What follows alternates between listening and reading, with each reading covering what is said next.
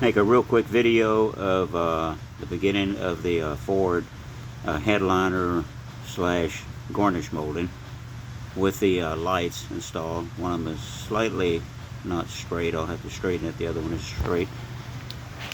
And look at it from the back. Back window. So it's coming out pretty good. Quite a ordeal even to fabricate that. These pieces. The front is not glued in yet. Once it's bonded in place, I'll have a piece that'll go over the center joint. And the side ones will be removable with screws.